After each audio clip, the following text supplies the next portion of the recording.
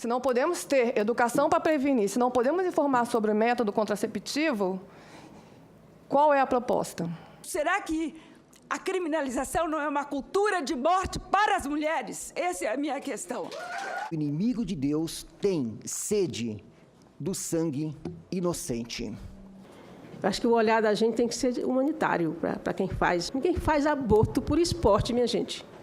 Eu sinto muito se ela foi estuprada, se ela foi violentada, eu sinto muito. Mas uma criança não pode pagar pelo crime cometido pela sua mãe. Aborta-se as mulheres para que elas não abortem. Eis o lema subterrâneo do discurso do cinismo machista ao qual estamos enredadas.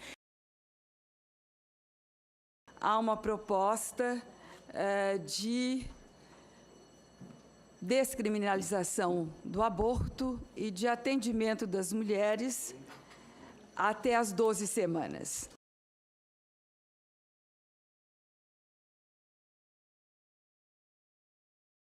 Lamentavelmente, a sociedade brasileira, mesmo com 60 anos, né, de leis que colocam em que situações o aborto deve ser assumido também como dever do Estado, mesmo tendo essa lei, a gente não consegue ter um espaço democrático onde as mulheres que passaram pela experiência possam sim se colocar. O aborto é uma questão de saúde pública, tá?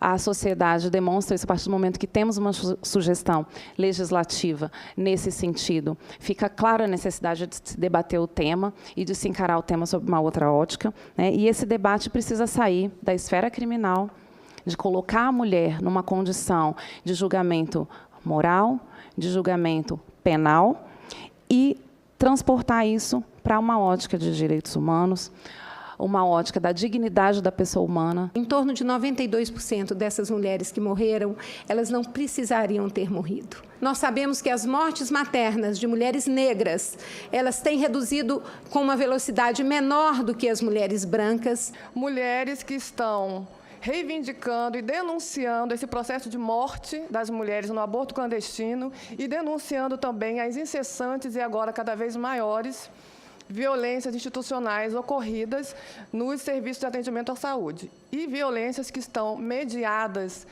por dogmas religiosos praticados por seus funcionários e por servidores públicos. Nenhum representante parlamentar foi eleito para falar em nome próprio ou em nome de uma determinada congregação ou denominação religiosa. E, por isso, nós exigimos, como mulheres e como representantes da sociedade civil, sermos ouvidas. Como o corpo da mulher modifica-se estruturalmente, psicologicamente, para receber uma vida nova. E aquilo é rompido como se fosse uma coisinha qualquer.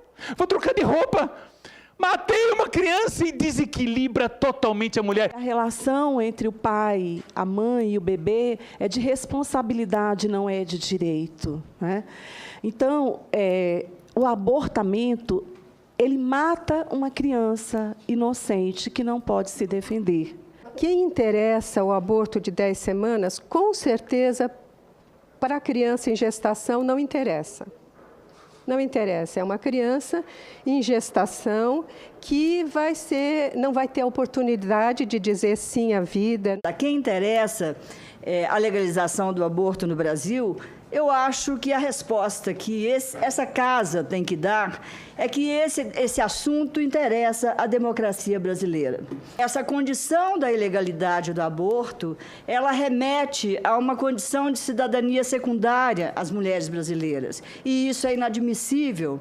Essa falácia do apelo à vida do embrião é uma falácia também de desproporção, porque trata o corpo da mulher como uma vida menor do que a vida do embrião e trata a mulher como um mero hospedeiro, ou seja, como um meio na direção de um fim que é um embrião. Que tal a gente ampliar a cultura de morte para a gente tratar, por exemplo, do extermínio da juventude negra e pobre das periferias do Brasil? Parece que vocês usam muito pouca energia para enfrentar essa cultura de morte e usam bastante energia para querer tutelar o corpo da mulher e decidir sobre a mulher, sobre a gravidez desejada ou não. O princípio fundamental do nosso Código de Ética, ele diz que a medicina é uma profissão a serviço da saúde do ser humano e da coletividade, e será exercido sem discriminação sob nenhuma hipótese. Desse modo é que nós encaminhamos a nossa proposta no sentido de defender a autonomia da mulher. E a necessidade de, sim, a gente rever o enfoque legislativo para que tenhamos uma legislação